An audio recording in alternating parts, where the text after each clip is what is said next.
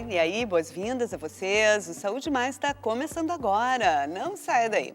Vida de gestante é o tema do programa dessa semana e já estão por aqui a Samantha e a Michele. Não esquece de deixar a tua sugestão lá no Instagram do programa, anota aí, @SaudeMaisTVRS.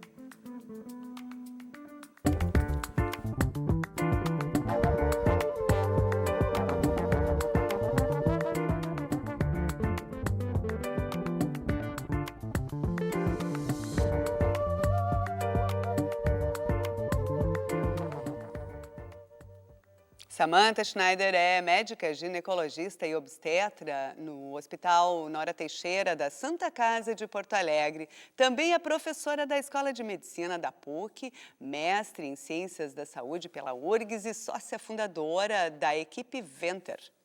Michele Ferreira é enfermeira especialista em neonatologia, mestre em avaliação e produção de tecnologia para o SUS pelo Hospital Conceição e pós-graduada em saúde pública com ênfase em saúde da família. Também é sócia fundadora do Cuida 360 Consultório de Enfermagem, especializado no cuidado integrativo infanto-juvenil. Agosto é o mês da gestante e hoje nós vamos conversar sobre a expectativa do parto, do maternar e todos os cuidados esperados com o nascimento do bebê. Mas antes a gente vai conhecer na reportagem da Lisele Félix a história de vida de gestante de Juliane de Souza, que vive em Alvorada, aqui no Rio Grande do Sul.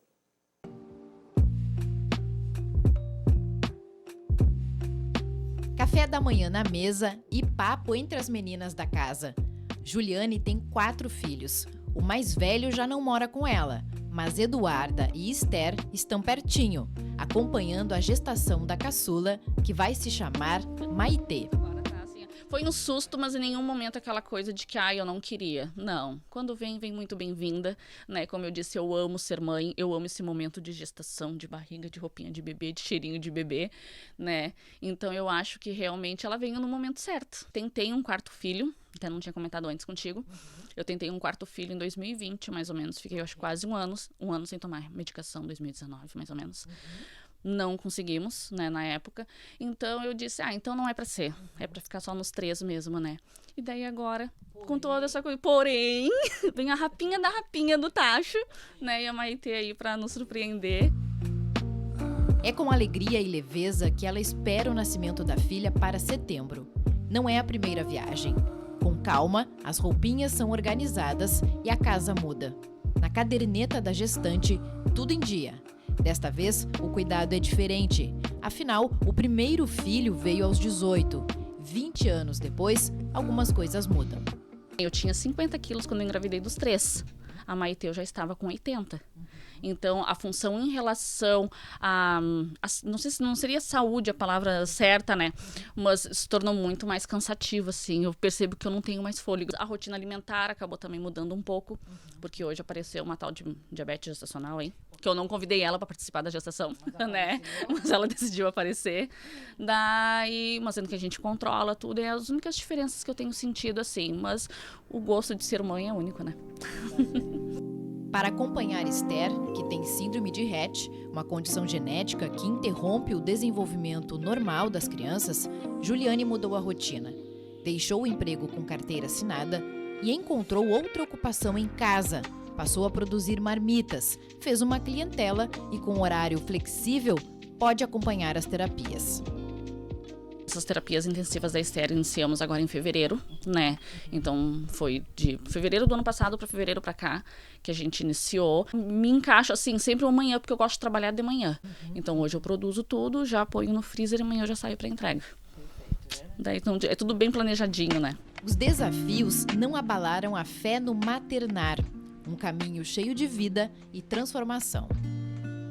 É a coisa mais maravilhosa que eu posso dizer que existiu na minha vida, mas são 4. Né, a 4ª gestação, então é a melhor coisa, a bênção de Deus, eu resumo assim.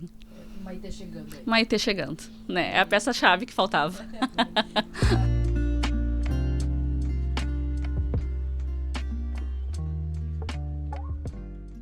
Bom, gurias, vocês viram na reportagem aí, essa mãe de quarta viagem já, né? Então, o que que muda, o que que vocês acreditam que muda para uma mãe depois da primeira, da segunda, da terceira, da quarta? Ela falou, né, que muda muita coisa, muda o corpo, muda a mente, né? Enfim, como é que vocês podem aí falar dessa super mãe? Oi, então, do ponto de vista técnico, assim, de pré-natal, não muda muita coisa, né?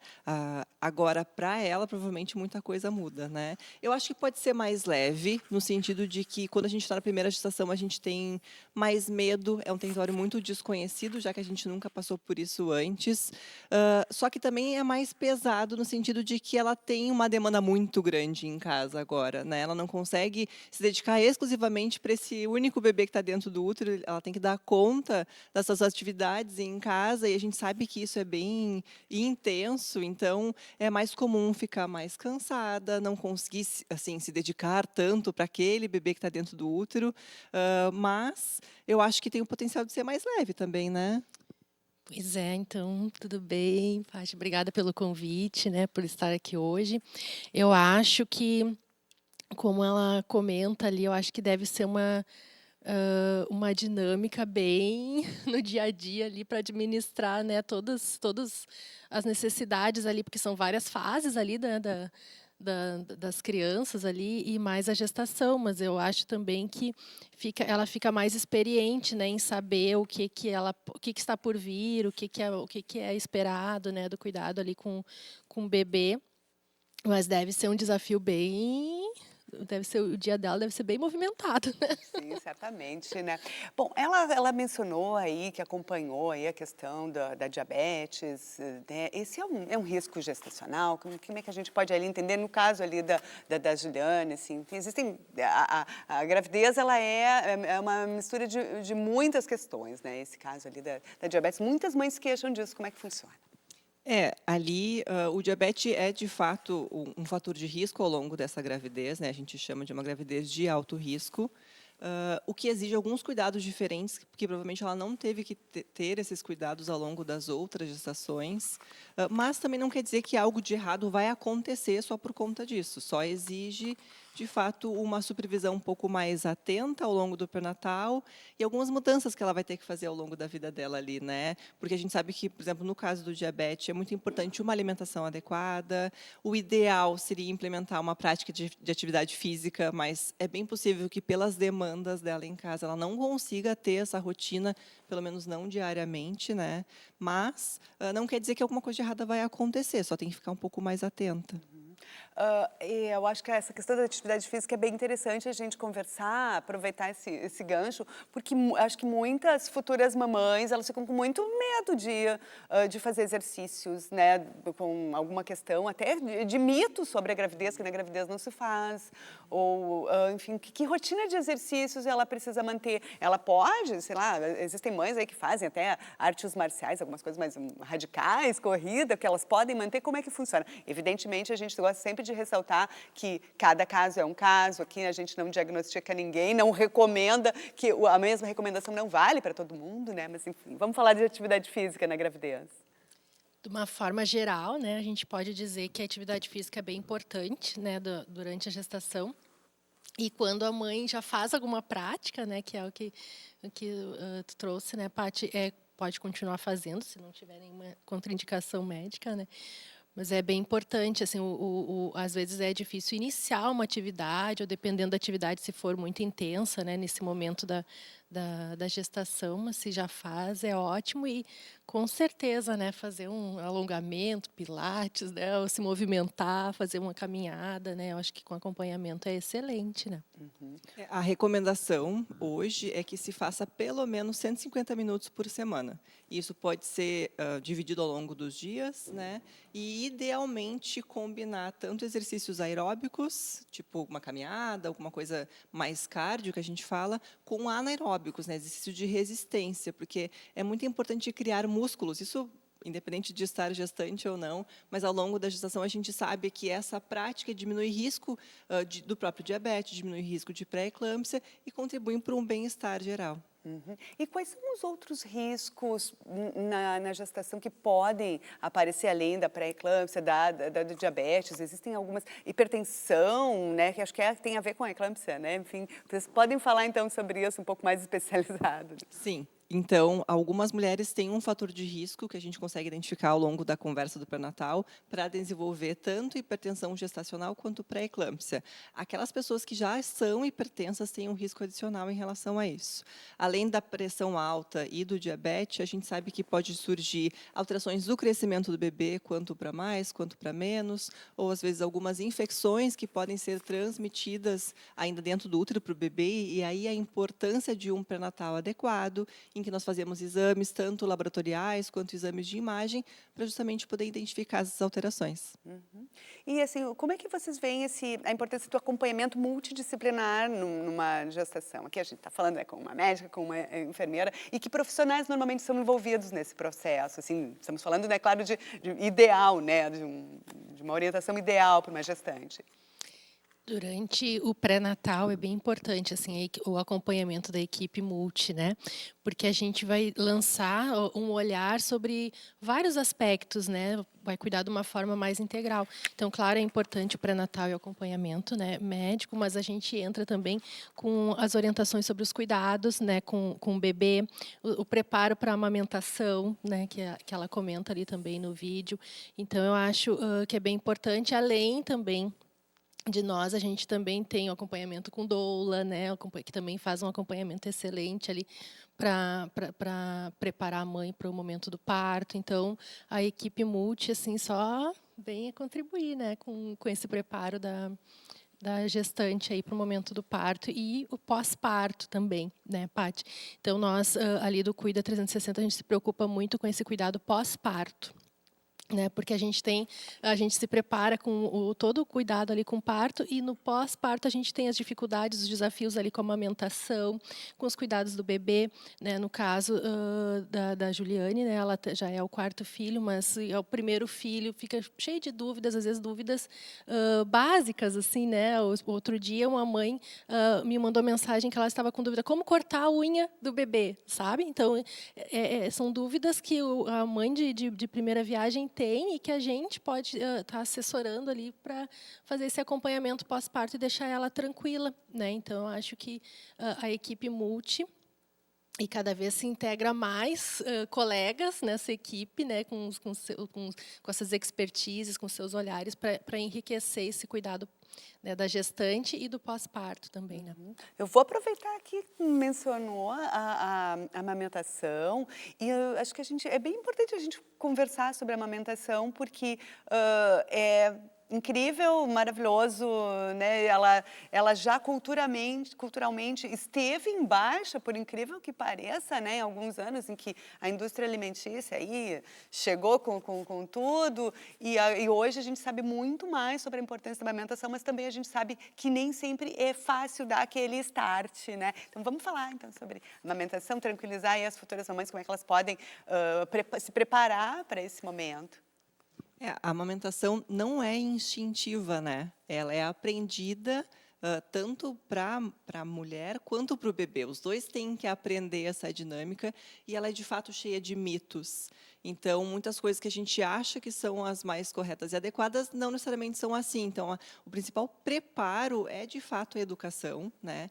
É a gente poder entender como que funciona o processo, como que posiciona o bebê para garantir uma boa pega e, consequentemente, uma boa produção de leite e poder identificar quando que tem alguma coisa que não está bem adequada para saber quando procurar algum profissional para auxiliar nesse processo, né? Tá certo. Então, Samantha, Michele, obrigada por hora, porque agora o Saúde Mais já volta. A gente vai fazer intervalo e logo volta a conversar mais sobre a vida de gestante.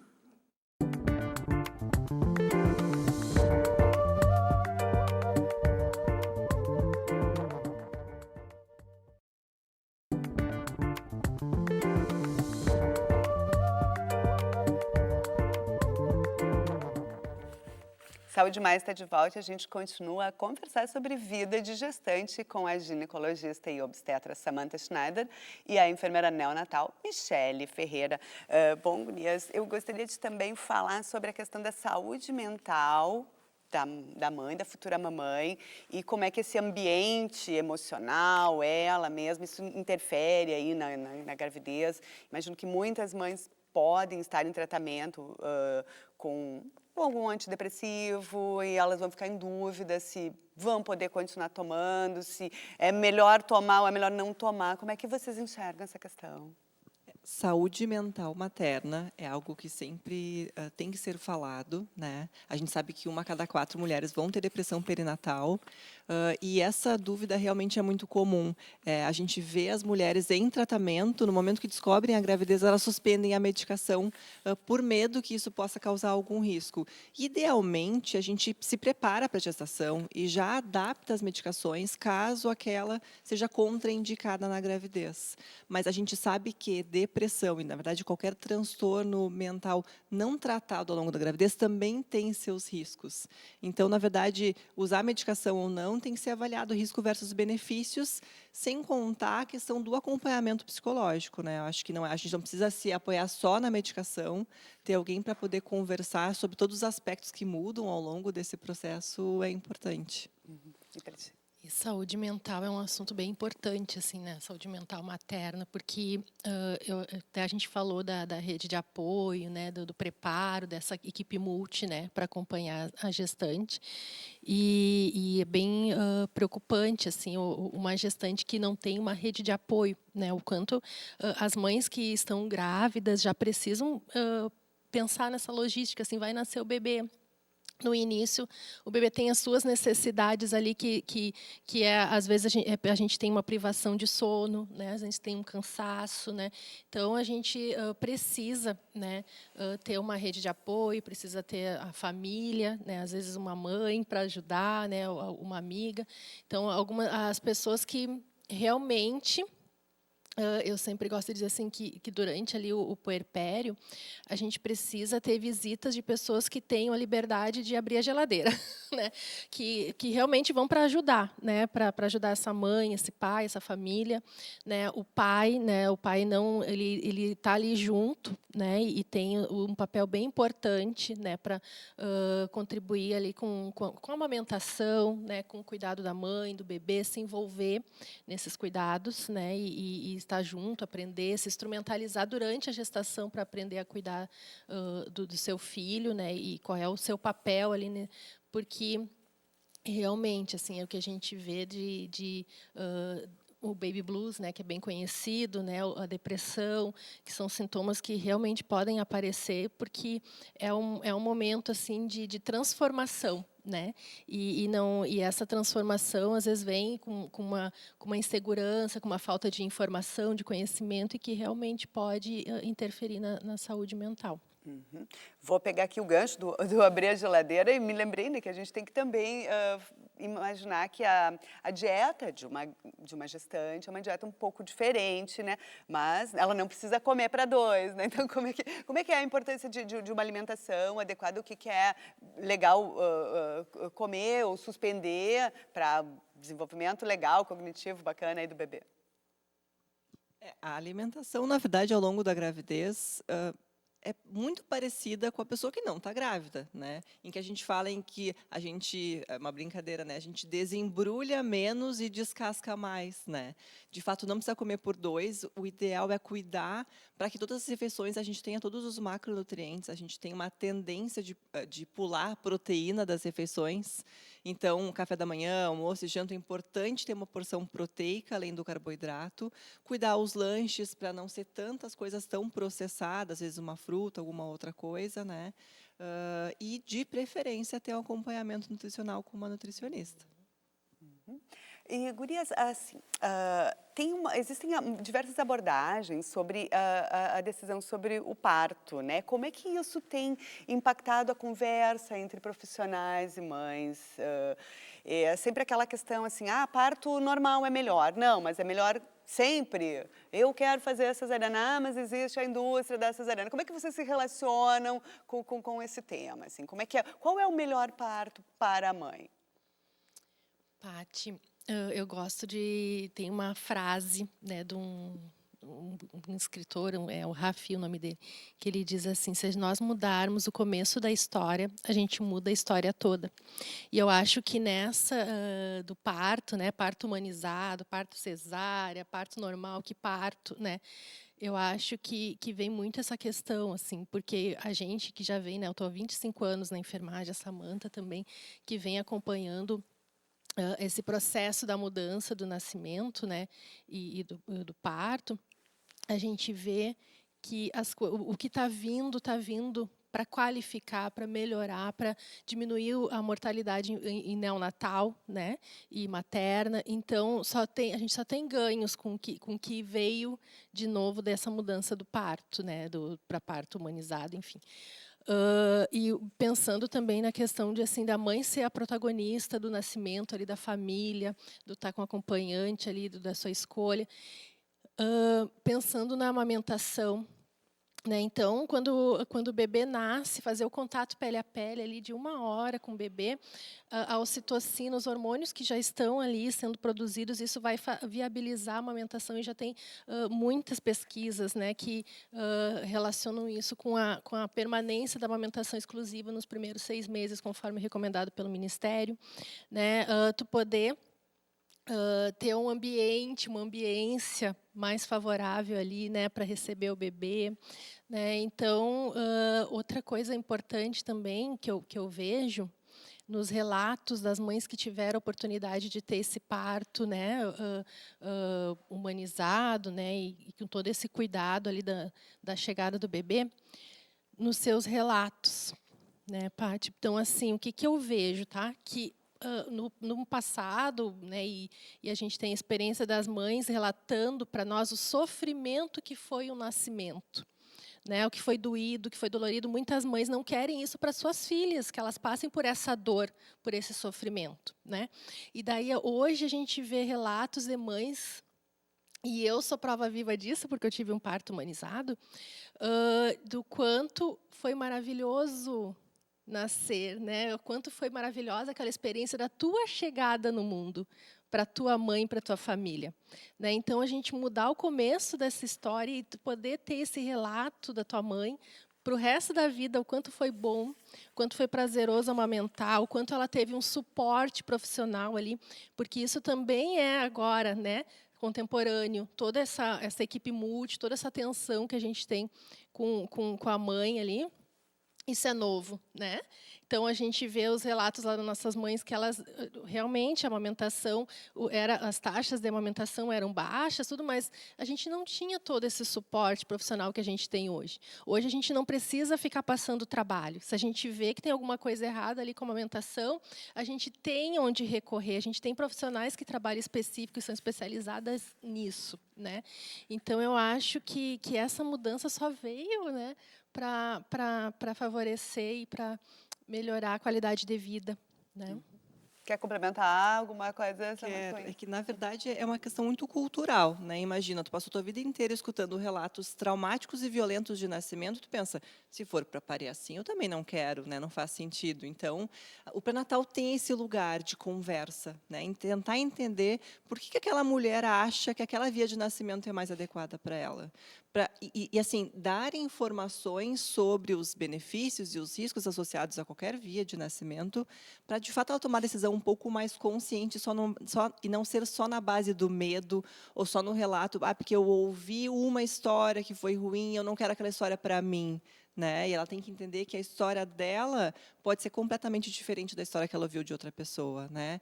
E o parto humanizado ele não é um tipo de parto, na verdade ele é um modelo de assistência, que na minha opinião nem precisaria existir esse termo, né? Afinal, ele vai pregar que a gestante assuma esse lugar de protagonista, ela ser o centro do cuidado, com base em evidências científicas, então não é também parto a qualquer custo, né? E acompanhada de uma equipe multidisciplinar, porque vai dar mais suporte para ela.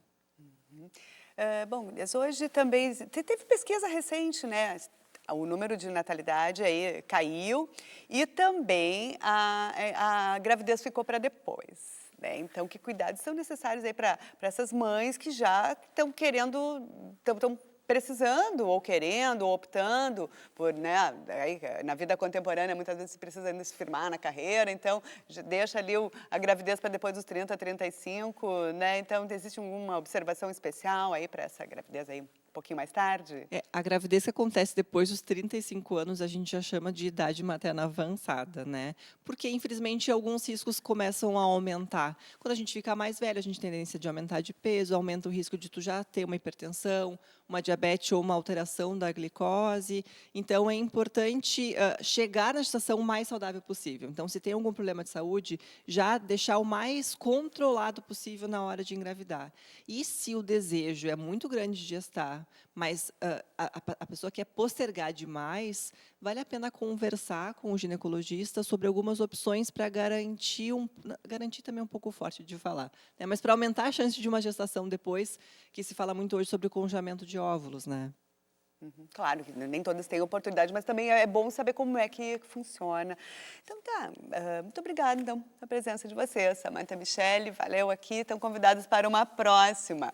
O Saúde Mais ciência, mais bem-estar, mais prevenção vai ficando por aqui. Te cuida, até a semana que vem.